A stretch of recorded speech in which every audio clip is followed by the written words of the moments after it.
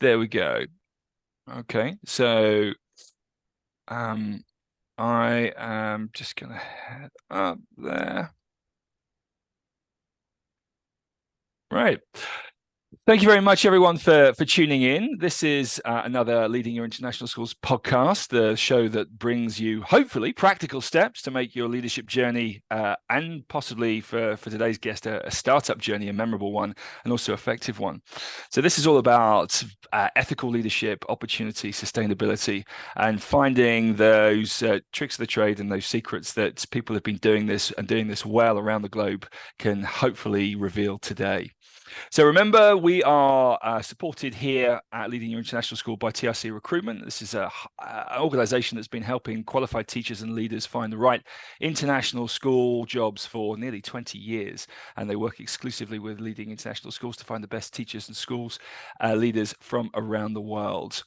Today, I'm very excited to have Greg with us. And the CV that I've got here, I mean, I don't know if I should read it all out because you've just done so much. So, Greg, co-founder and CEO of Global Services and Education, you set up and operate schools around the world, education management company, but you also provide school improvement, teacher training, development, and I mean, a range of services. I've got a huge list here to help international schools. The unique niche, though, is the ability to be the bridge between education and business. And I think that is a real sticking point, especially for people when they're starting up their schools. Also, as a keynote speaker, talking about critical thinking, language development, leadership, expertise in startups. It goes on and on and on. And I think we'll just get straight into it. So, I mean, Greg, can we start off and just for the people listening, just outline, how did you get into this? Where does it all come from? How did you start in your international school journey? Well, thanks, Parry. Yeah, as people will know quickly from my accent, I am Australian, and my wife. Congratulations, by the way. Fair play.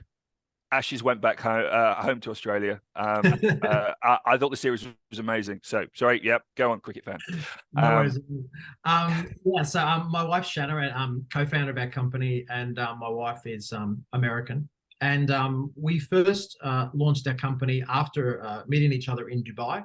And I guess for both of us, Dubai was our first step out of our home countries. We were experienced heads of school in our home countries.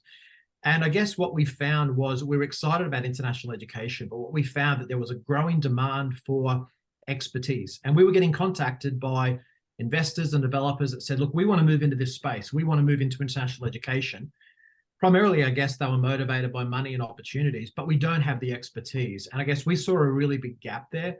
The truth is, good schools are only great schools if they're led by educators, as well as having that strong business arm as well. And what you alluded to before is an important two parts of the recipe. So we moved into this space by leading projects in India. We lived in China for 8 years.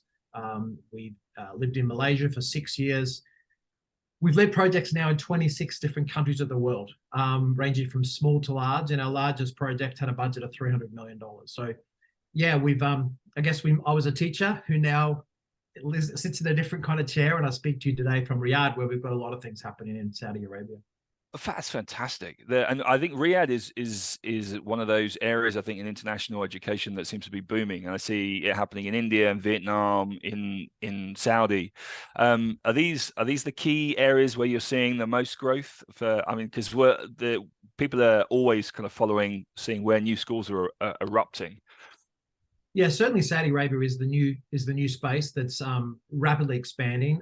We do draw comparisons with China. I mean, it might seem like a strange comparison, but we were in China back in 2010, and when that was rapidly growing. We see the same kind of things happening in Saudi Arabia.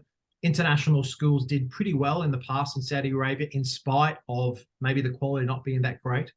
And we see the same thing's going to happen in Saudi Arabia, where you're going to have rapid growth, and some operators might do pretty well, no matter how good they are.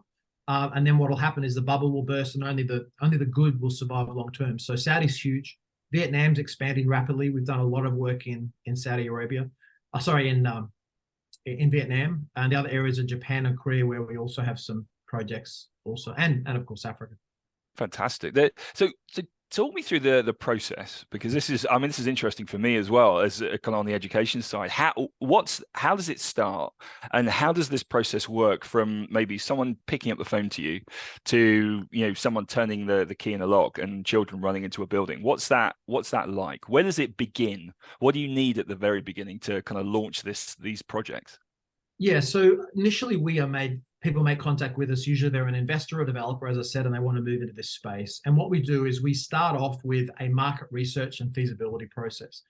It's a study that's quite comprehensive. It creates a report of about 200 plus pages that includes a whole lot of data, but a lot of analysis of the market. So commonly someone will say, hey, I want to set up a new school in Ho Chi Minh City. And they might have a plan for what kind of curriculum it should be, but they're not quite sure. So we do a deep dive and research about the whole market, and we try to understand, socioeconomic factors, what's happening with the economy, what's happening with growth of population. We analyze the other schools, who the market competitors are going to be, what type of schools are they? Are they British, American, IB? Are they succeeding? Are they not? What are the parents' perceptions about them? We look at the marketing strategies, like how are schools marketing to the public, what's working, what's not working. We look at obviously the financial aspects, what it's going to cost. So it's a real deep dive at the report level of the market and trying to determine what the best school is going to be for that location. Because people will say, I want to have a British school. And we say, well, look, first of all, are you sure that that's the right choice for that area? Because you've made that an assumption. Does that mean, Harry Potter Eton College school, or what does that mean? And if it's British, for example, what kind of British school? Is it a school that focuses on science and technology or the arts? So a British school is not just a British school. So that we're trying to figure out what that vision and mission will be that's going to match the market demands. And I guess I'm talking like a businessman right now. I'm an educator, but I needed to move into that space. You've got to understand like these market demands. And the other thing we do is we do a 10-year financial modeling process. So we determine what it's going to cost to set up the school, to build the school, the PropCo, to operate the school, the OpCo, and the 10-year financial projections. And that's really important because the investor wants to use that to pull in people, but also there's just a couple of terms that you use there that some people might not be familiar with: PropCo and OpCo. Yeah, can you just kind of explain what those are? Yeah, so schools tend to be structured similarly. You tend to have someone owns the property, and we call that the PropCo or the property company. Someone owns the company. So just like a hotel, if you see a Sheraton hotel and you drive down the road, someone owns that building, but it may not be Sheraton. Then you've got OpCo, which is the operational company. Someone owns the business. So someone owns the business of that school. And then you've got the operator. So that might, like in a hotel situation, that's Sheraton. So for us, you've got someone owns a property, someone owns the business of the school, the OpCo, and then you've got the operator, which is GSE. Drawing parallels again with Sheraton and Hilton and the hotel management model. Okay, that makes more sense. So we've talked before about before we get to that, there is this start point, this feasibility study, this discussion with the people who want to set this business up. Is that the make or break point where you can you either create success or you create something that might not be successful? Is this the most important stage of the whole operation? Because it sounds like it. It sounds that if you make a mistake at this point, the school is not going to be successful. It's not going to go anywhere. It's not going to hit what the local population want. Yeah, absolutely. It's quite crucial. And, as our company has grown and I've developed more confidence, we make it mandatory now. We don't move forward unless this process is completed, because there's a whole range of reasons why it's essential. If you don't get the recipe right, the school won't succeed. It's just like mum and dad want to set up a coffee shop in their local community and it fails because they don't know how to run a coffee shop, and maybe it's in the wrong location. Like you've got or to get everybody drinks tea. Yeah, it's yeah. What So you got to get that right. Have you seen any? I mean, not naming any names, but have you seen any schools kind of not do this properly and then suffer for it later? Have you seen that kind of from your experience around the world? Oh, frequently, particularly in the fast-growing developing markets. I mean, we've had architects contact us and say that an investor reached out to them and said, please build us a school. And the architect said, what kind of school? What kind of curriculum? Do you have an operator yet? And they said, oh, we don't know yet. We just build it for us. And architects are going, wait a minute, like an IB school is different to a British school. And are you sure that's the best location? And how big should it be? And, there's a whole range of things that they haven't yet considered, but they've got a lot of money. They want to move in quickly, and they haven't considered how it actually works. They went to school once when they were kids, so they assume that they've got enough knowledge. Is that I find that's often a thing. It's like people have been to school, so they think they know how schools work. Yeah. And it is. I mean, and comparing it to hotels is actually, I think, a really useful comparison in terms of the operation and also the number of moving pieces you have to a school. And often some of those are quite human, which means they're quite they're variables that you can't count on. In terms of we've talked about signature experiences before. Is that something that's used to, is that something that you tie into a local market? Is that something that you tie into the provider? How does that work? I mean, can you explain this idea of signature experiences? Yeah, so we talk also a lot about what I call vision and mission integrity. So what it means is everyone's got a vision and mission, but rarely do schools really embrace it. So it's that sign on the wall that is good in marketing and everyone points to it, but no one knows what it means. As experienced educators, Barry, you and I can walk into any school in the world, and I guarantee within an hour, we can get a sense of what kind of school it is, how does it feel, what does it look like, is it being run very well or badly? Just the tone is really, really clear. And you also know what the school's priorities are because you can see the behaviors and you can see it on the walls and in what people do. So, for example, a school might claim to be really holistic and caring about social and emotional well-being and health of people and all that sort of stuff. However, they have very strict zero tolerance policies in their behavior management systems. No one's smiling. All the behaviors just don't match. So the concept of signature experiences, we borrowed from industries outside education. And if you think about, say, Starbucks, if I go into a Starbucks anywhere in the world, there's going to be a whole range of experiences I'm going to have that are unique to Starbucks. So the fact that they're going to ask me my name, and to be honest, they always get it wrong. They ask me my name, which personalizes the experience. So if I go into Starbucks, I know I'm going to get exactly what I asked for. It's like McDonald's, like the taste of the coffee is the same all around the world. And there's a whole range of experiences that reflect the identity of who Starbucks are. So for schools, it's exactly the same. I mean, there are a set of experiences that you will have in a school that need to directly reflect the vision and mission of the school. And they either will reflect it or they won't. And that's going to really have a huge amount of impact across the school culture and the school's success, academic and otherwise. Can we talk about example? I always love school teachers, so we love examples. Yeah, I mean, can we talk about an example of? I mean, we can make one up if you like, and kind of spitball about what a signature experience would be like for that. So, I mean, what's a typical approach to this? Would you say you have a British school opening in country X with a focus on science and technology, like you mentioned earlier? How would you then look to create signature experience for the parents, for the students, for the teachers, to then kind of make it stand out and make it kind of feel like something unique and something that follows through on its mission? What's the approach to that? Yes. So to state the obvious, in the initial stages of a school startup, it's pretty lonely. There's not many people at the table. So this vision and mission that we've talked about, like it hasn't been that democratic. Like we've used the research study that I've just described. We might have talked to the owner, but we've created in isolation. So you need to broaden that out. And as parents come on board, you need to talk to parents and help them and try to understand what it means to them. But yeah, using science technology is probably a good example. It's a British school. We're going to care about science, technology, and maybe innovation. So let me give you an example of the school in Malaysia that we set up. So we decided we wanted to have a focus on innovation because the school was located next to Technology Park Malaysia. Right. And we believed in innovation because we believe that we talk all the time, don't we, about how the next generation is going to have jobs that haven't even been invented yet. So that means we need to have children who are highly adaptable. They need to be academically smart, but being able to adapt as well to a changing world.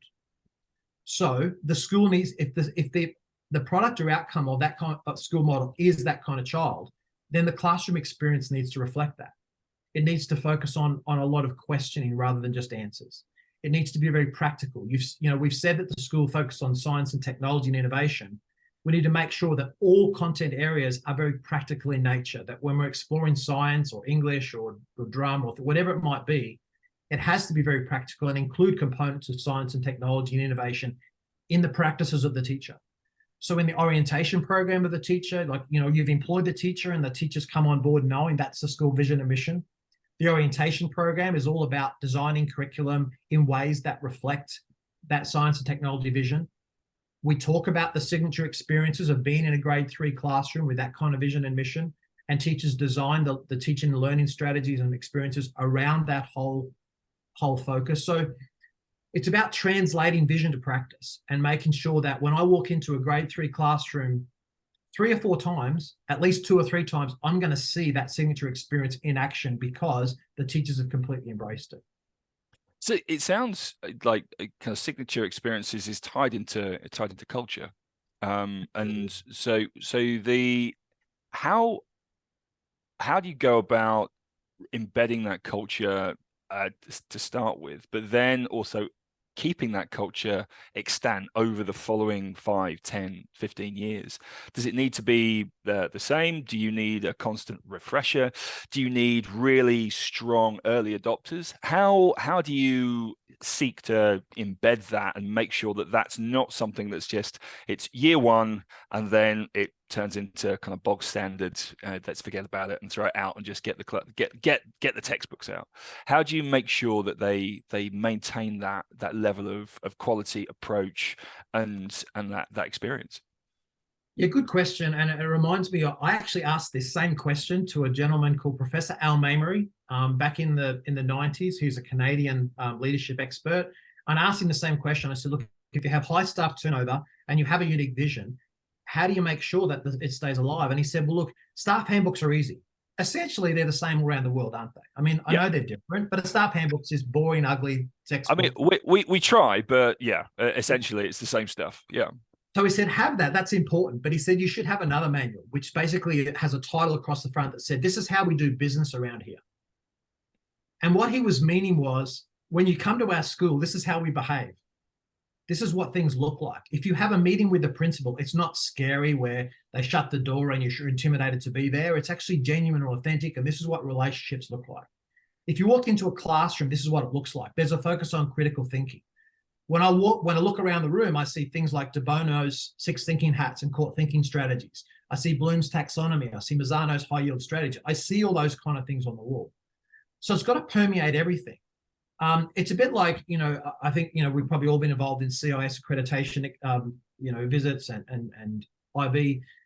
When those external people walk into a school, that's what they're looking for. They're looking for demonstration of behaviors. So you've got to make sure that everything you do reflects that.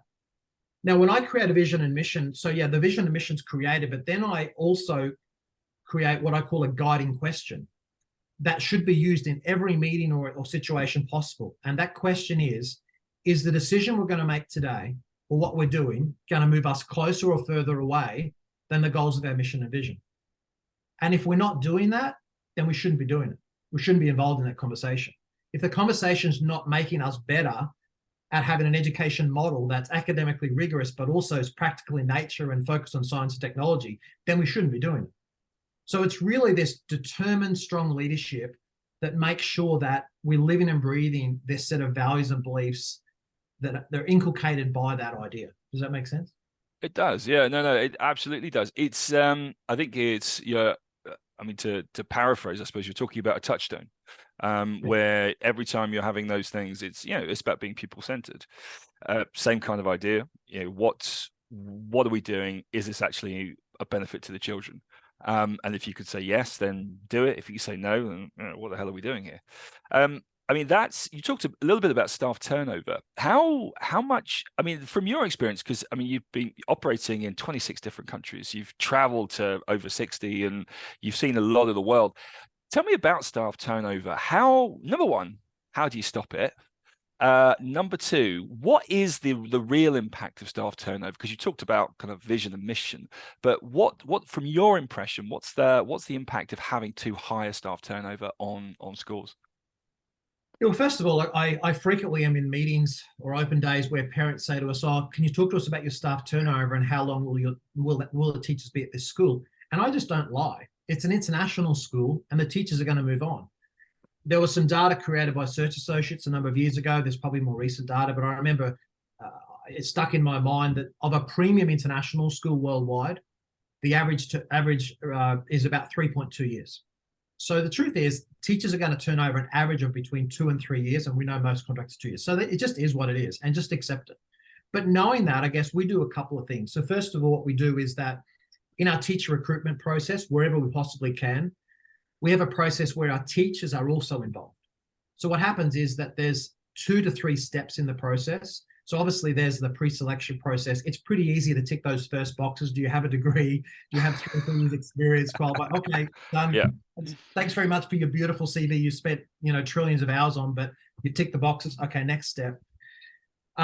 Leadership will, whoever that might be, will interview the teacher and have that nitty-gritty, tough, conversations to identify whether that teacher is the right match. And then we have a panel of teachers who also interview the teacher. And it's very powerful because it's a great professional activity for the teachers because they get to experience leadership, but also they get buy-in over who the new teachers are coming into the school. And they can share real stories about the vision and make sure that the teacher coming in understands it. And those teachers are going to be really, really good at like if you're a grade 5 teacher or you're a grade 11 physics teacher, you're going to be very good at understanding whether that teacher is just faking it or whether they really can understand and embrace the vision. And so you've got those extra steps. At principal level, we involve the parents as well, of course, which is another thing. But we use a very comprehensive process. And I guess the final step, of course, as I've already alluded to, is thorough orientation programs where the teachers come in and they really understand the vision and mission, and then follow-up processes where everything we talk about in all the meetings, it's not just about, hey, there's a meeting at 3:00 tomorrow afternoon. Like it's a meeting about pedagogy and teaching and learning that reflects the vision and mission. I mean, I really like that. It's similar to what we do here, actually. It's more time for me, but I spend a lot of my time interviewing candidates. And so I will draw up a long list, and then I will do kind of 20-25-minute interviews with the long list, just to be the honest friend as well, and say, look, this is what this is all about. This is how we do things. This is what we need, and then we move it on to the staff panel, who then really go to town on the nitty gritty. Can you do it? Do you have the experience? What's your and also do they want to work with these people? And let those potential colleagues see these are the people you're going to be working with. So there's I think honesty and openness in that process is absolutely vital. How in terms of the staff turnover, is it the contract that because a lot of international schools will work on a contract basis, and here we went back and forth about this, and we actually work on a full-time job basis. So we employ people under Spanish law, full-time jobs, with all the requisite protections under Spanish law. Is that something that's not done typically around the world, or is there a focus more on having contracts for international staff because it's what they want? Yeah, thanks for that. I hadn't yet mentioned about retaining staff and how best to do that. Like I guess standard contract in international schools tend to be 2 years. And I think that contract's really important. But I often say, even when I'm creating a contract to set up a brand new school, I mean, contracts are important and we should put time and energy into them, but we should never touch them again because they're just a piece of paper that we've agreed to the terms. But after that, it's about principles rather than policies. It's about what are the values and attributes of the school that we're going to live by. So, for example, we don't. The truth is, we don't open that handbook again to decide on how to deal with a problem at school, do we? We deal with it because we have a set of values that reflect maybe what's been written. And so the truth is, how do you keep good teachers? It's not money. It's not money. I mean, of course, money is important, but increasing teacher salaries doesn't necessarily keep a teacher at your school longer. Because sometimes it doesn't matter how much money you pay a teacher, if they're not happy and they don't have good management, or they don't feel valued and appreciated, and it's not a worthwhile place to work, they won't stay. So some of the greatest schools in the world, I won't quote them, but they don't pay that well. But teachers love to work there because they're incredibly rewarding. Teachers are interesting human beings. We really do care a lot about the workplace and having a place that we really feel valued in. I'm presenting at a conference in the next couple of weeks. I'm still trying to work out what my topic will be, but one of the things I'm going to probably talk about is what's the key factor of a successful school? It's the principal. It's you and me. It's the leader. Because although we might think the most important person in the school is the teacher, teachers don't perform well under poor leadership. They will change schools. They will perform badly. Doesn't matter how good they are, they're not going to come to school with a smile on their face. So I think teachers stay at a school because they feel valued and appreciated professionally, and they've got good leadership that gets things out of the road. I've always felt my role as a leader is to remove the obstacles so teachers can get on and do the job they're really good at. Yeah, absolutely. Absolutely. It's I think being a bit of a bulldozer and clearing the path for the kids, for the parents, and for the teachers is, and also jumping in front of the whatever's coming in their way, I think is definitely part of that job. But also, I think teacher agency, student agency is absolutely vital there. And being there was it's that. Amazon Web Services is a story I'm always fond of, because it's one of the biggest companies in the world. And at Amazon, when they were coming up with new ideas, there was this kind of process of you say yes to an idea if you can't think of a reason to say no, and they kept saying, well, okay, yes, yes, yes, yes. And I think if you take that attitude with students and with your colleagues, then you end up actually enabling them, giving them agency, and creating things in your school that maybe no one else has seen, and giving that signature experience something even greater. What about the parents? I mean, how do you find kind of working with parents when you're setting up a new school? Do you bring them in early? Do you try to encourage kind of early adopters to become net promoters, or do you keep them at arm's length until you've got the school set up? Yeah, look, they're incredibly important, and it's tough in the early days because what will commonly happen, if I can use China as an example, when we were in China, we found parents particularly challenging because what had happened is they'd signed up for this international education experience, and they were very excited about it, and they felt that if they send my child to this school, they're guaranteed to go to Cambridge, and they're going to have this incredible educational pathway. And then at the end of the first 2 weeks, they said, why doesn't my child have 5 hours homework every night? Why is my child not crying on a Saturday morning because they failed their exam, because they've got exams every Saturday morning? So you've got this real gap because we shape our perceptions based on past experiences. So the parents might have said, oh, I'm signing up for international education, but the only experience of education they've had is their own, which is 50 kids in a classroom. It's incredible excessive homework and weekend exams, etc. So you really have to help parents understand what international education is like. So it's about workshops and training and helping bring them in.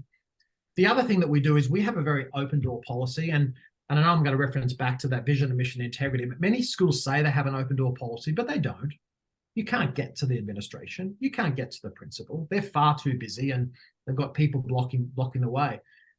And to me, that's often about insecurity. It's a leader who's insecure. They won't accept criticism, or they're not open to putting themselves in that risky situation where a parent might challenge them publicly.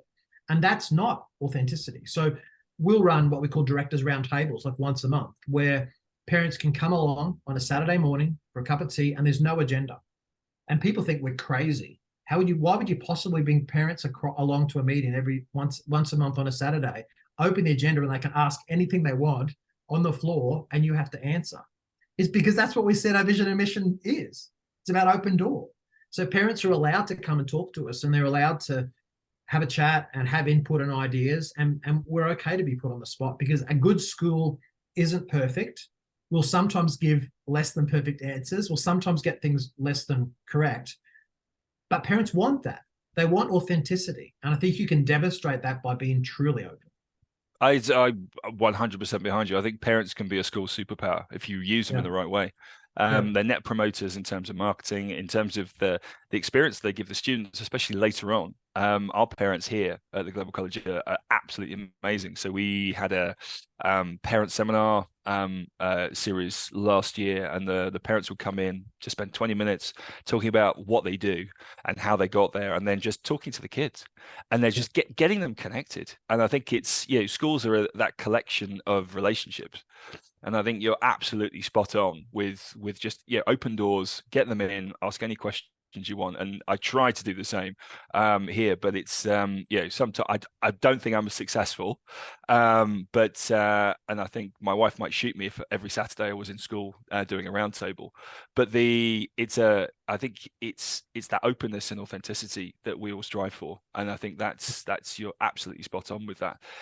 I think the harder part, I think once you get beyond the parents, the students, your colleagues, is when you're looking at owners and investors, and because in schools we always have to look to the people who are financing the operation, who are behind maybe behind the vision, maybe behind the mission. It could be a school in the UK for whom we're a subsidiary. It could be an investor who's local. It could be a big investment company that obviously we've got these larger school groups now, and it's an investment company or a property company behind it. How's the relationship with them? Is that something that can kind of sway things one way or the other? Can it make it very positive? Can it make it very negative?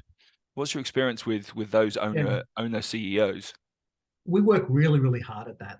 And we say it. I mean, we just signed a new contract in the last week, and I said to the owner of this in this new contract, I said, look, I'm glad we've got that contract out of the way, because now we can get down to business and really get to know each other and work authentically together and effectively. Because the truth is, I have to have a really authentic and strong connected relationship with that owner so they trust me.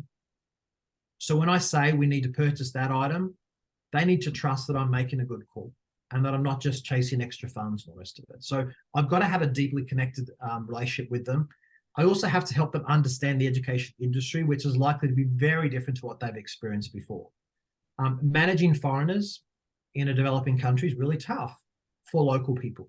It's not so tough for me or you, because we are foreigners and we've been doing this a long time. But how you manage foreigners in Vietnam, China, Saudi Arabia is very unique, and you have to take a lot of care about it. And the owner may not understand why that's important, that the teacher gets paid exactly on time as promised, that they've got hot water in their apartments, that all those things, that they can buy the shampoo they want or the lotion or all those kind of things. It's really important. So we spend a lot of time helping the owner understand the education industry, helping them understand that we have some cultural differences in play here. There's cultural difference between you and me and all of us, and we've got to navigate that together. So I work really, really hard at that, and I think it's my most important job in where I spend most of my time now.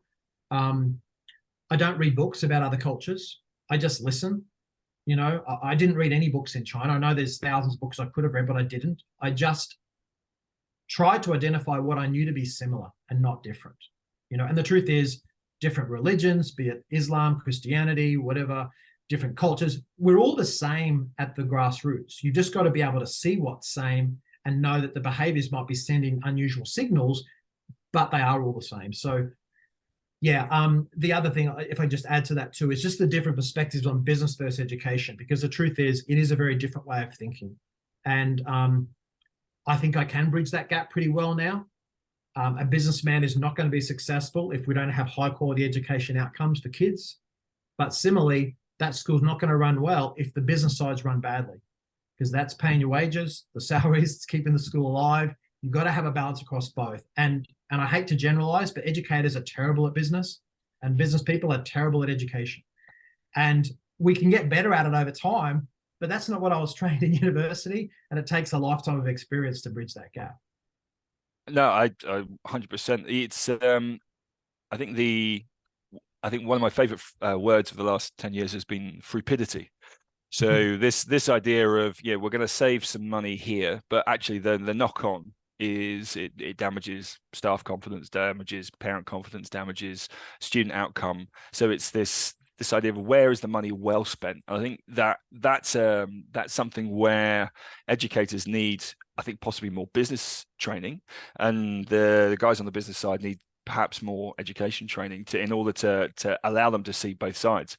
And I think being able to have those conversations, not just with principals and CEOs and at that point, but rather the teachers to have those conversations, I think is a really important part. In your experience, can teachers kind of step up to that and start to appreciate how this works, especially if they've come from a state education system? Yeah, I think they can in time. I think if they're open to it, they can in time. It really just is helping them understand. I mean, sadly, many educators cringe at the idea of believing that school's a business. But the truth is, Eton College has more money than you could imagine, but they're a non-profit organization. So whether it's non-profit or profit, we're still the same animal. I think we can help teachers understand that. It's just about having open conversations. And if I give you an example, because I have this conversation regularly. So let's say we're trying to construct a salary package for teachers. And let's say that our budget is, I'm just going to make up, let's say it's $50,000 per year. And the owner says, I don't think we should pay for teacher accommodation. I think that they should pay for it themselves. And I don't think we should pay for medical expenses. And I say, okay, just understand that in a teacher's mind, if you offer them a package for $50,000 and it doesn't include accommodation, it doesn't include travel, it doesn't include medical, they're not going to be real comfortable. But let me present this to you in a different way. Let's pay the teacher $43,000 a year, plus a whole range of other package inclusions that add up to $7,000. So the whole package costs $50,000, but the teacher's completely satisfied. So there's a good example of a different way of thinking. The businessman shouldn't care. His budget's $50,000. But the teacher's going to care because when they apply for the job, they want to see teacher salary, flights home, medical insurance, accommodation. Done. I'm happy. But I've had experiences where I lost that argument with an owner. They packaged it all in. The teacher was angry and upset for 2 years, and they left and went to another school. So I guess in the early days, I learned the psychology of how this works, businessman versus educator. And I think that's probably one of the examples I've given to teachers frequently. Same thing about pension fund, superannuation. Not all schools offer that. Well, offer it, 48 plus 2. That's just one example of helping teachers understand the business side of how things work. Absolutely. Yeah, I mean, you talked earlier about that. I mean, at the management end, in terms of the importance of leadership. What is it that makes a good? I mean, what makes a good principal or director or headmaster, headmistress, and what makes a good startup principal, headmaster, headmistress? Are the two the same, or are these two kind of different animals? Look, in terms of like what I think a great principal looks like in leadership, I mean, look, obviously they have to be an educational leader.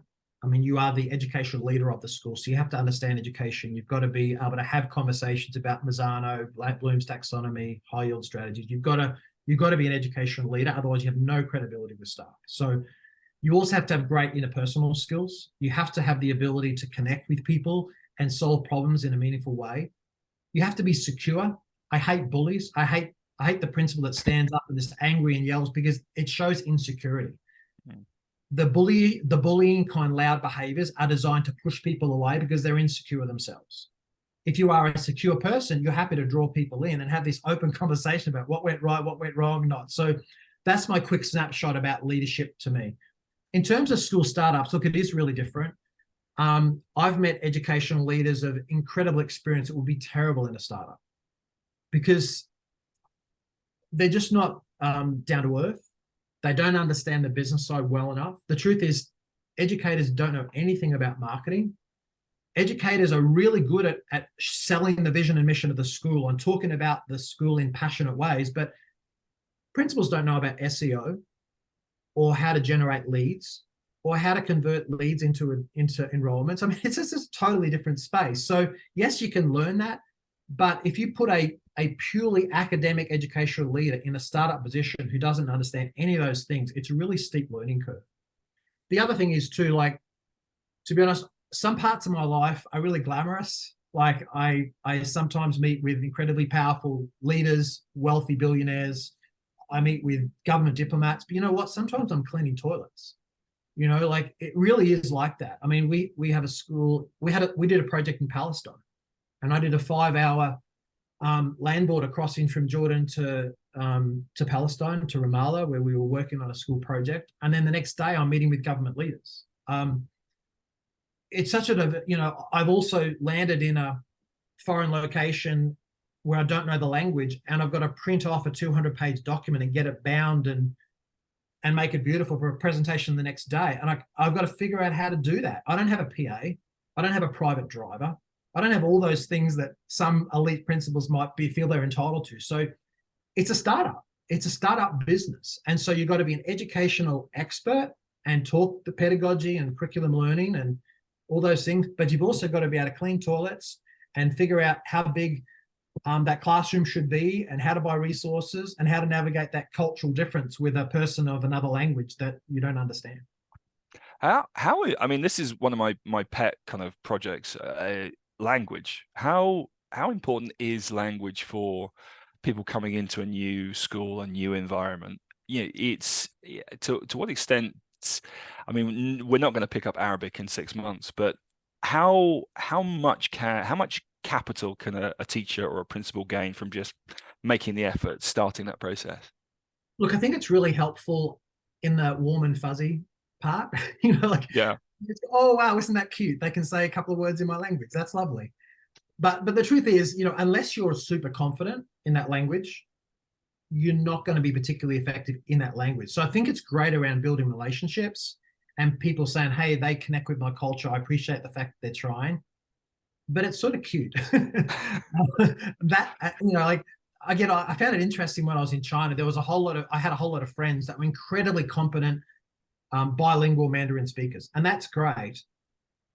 But if you can't have the functional skills of being a leader or whatever it is in the industry you're working, then you're just bilingual.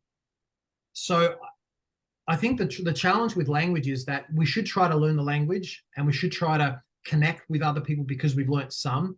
But the truth is, are you going to be able to convince a parent around a particular argument about their child and talk about teaching and learning and pedagogy, critical thinking? Are you going to be able to describe a rubric in their native tongue? You're probably not going to be able to. So I think people just need to be realistic about it, because you're often going to need a translator there who understands, a good translator who not only understands the language, but understands the ideas behind education conceptually, so that they can translate that completely and develop a shared understanding. I suppose it comes back to kind of the original thing we were talking about, which is being that bridge. So that finding those people who can be like you, a bridge between the business side and the education side, but then that bridge between cultures. Final question: where is? I mean, what's the one thing you would say to people who are thinking about coming into a startup school, be it a teacher, be it an administrator, be it a school principal? What's the one piece of advice that you would say, look, this is what you need to know, this is what you need to understand? I think first of all, you need to zoom out, because we all have our passions and you've got to be careful about grabbing hold of them too tight. Because the truth is, in the very earliest phase of the startup, it's a very big picture. It's a British school that cares about science technology. We're not talking about grade 2 classrooms yet. And we're not talking about running student-led three-way conferences yet with our parents. So you need to start out really, really big picture and understand that the school is going to deliver a product, and that product's going to be a child who's going to behave and act in a particular way at the end of their education process. And zooming out, what would that process look like? And you have to get the operational things right, because you and I could sit over a cup of coffee, Barry, and talk about all those intricate things around education for hours, and we would enjoy it. But the truth is, if that teacher doesn't have those books in the classroom on day one, it doesn't matter. Yeah. If that teacher doesn't have an apartment with warm and hot water, it doesn't matter. Yeah. So don't get me wrong. I'm a passionate educator who really cares about those things that are really cool to talk about. But you've got to get the fundamentals right. You've got to be organized. You've got to have the money in the right place. You've got to have the owner on board. You've got to have the owner not interfering with daily operations if they're not competent to do so. You've got to have all that stuff right. And to come back to a phrase you and I shared earlier, you've got to remove the obstacles so teachers can get on and do the job they're good at. If you don't remove those obstacles, it doesn't matter what that fancy vision and values is that you've been sharing in marketing meetings. It's just not going to happen. So you got to be well organized and focused. I think what a lot of startup leaders don't do well, I find, is they get lost. They don't know where to start.